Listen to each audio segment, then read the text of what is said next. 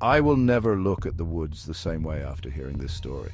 It's a tale that has haunted me ever since I first heard it, and I feel compelled to share it with you. It's a story about friendship, fear, and the unknown lurking in the shadows of the forest.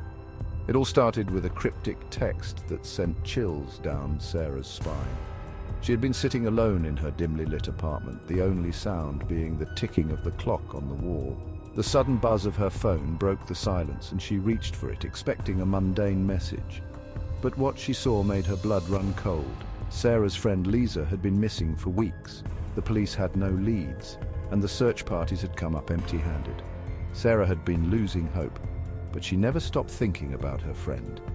The text she received was from Lisa's number, a number she had called countless times, only to be met with silence. So, when Sarah received a text from Lisa's number, she couldn't believe her eyes. Her hands trembled as she opened the message, her heart pounding in her chest. The message was simple, yet terrifying. "Help me." Sarah's mind raced with questions. Was Lisa alive? Was she in danger? Who had her phone? "Help me," it read. Desperation took hold, and she quickly replied, asking where Lisa was. Her fingers flew over the screen, typing out a frantic message. She waited, her breath coming in short gasps, her eyes never leaving the phone. The seconds felt like hours as she waited for a response. The response was bone-chilling. "In the woods. The trees are watching." Sarah's heart skipped a beat. The woods had always been a place of mystery and fear in their small town. Stories of people disappearing, of strange noises and eerie lights, had been told for generations, but Sarah had never believed them until now. Ignoring the pounding of her heart, Sarah grabbed her phone and dashed to the woods, hoping to find Lisa. She didn't stop to think about the danger, about the warnings she had heard all her life. All she could think about was her friend, alone and scared in the dark forest. She had to find her. As she ventured deeper into the forest, an oppressive feeling enveloped her. The air grew colder and the shadows seemed to move, as if the trees themselves were alive.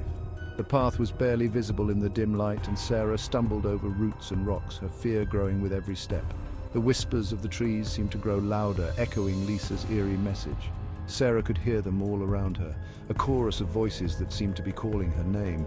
She tried to ignore them, focusing on the path ahead, but the whispers grew more insistent, more urgent.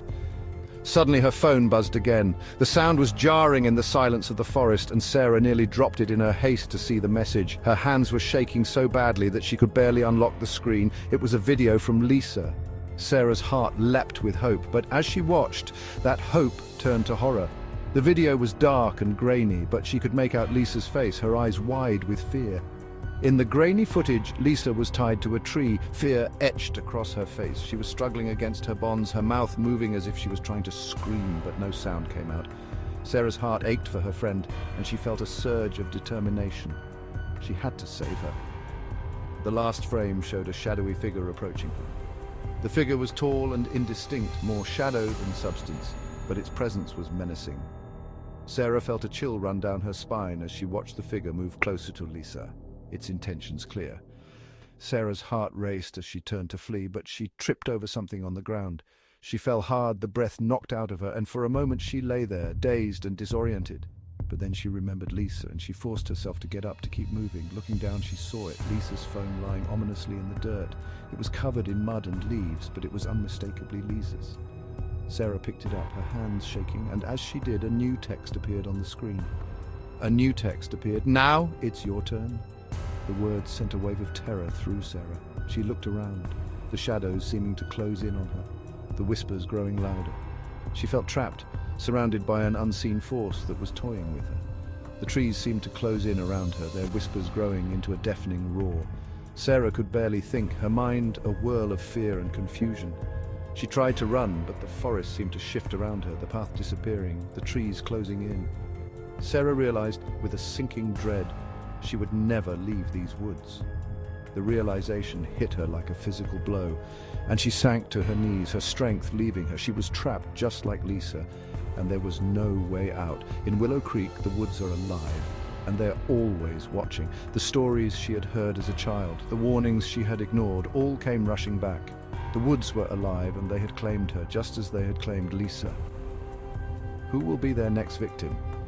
The question hung in the air, a chilling reminder of the danger that lurked in the shadows.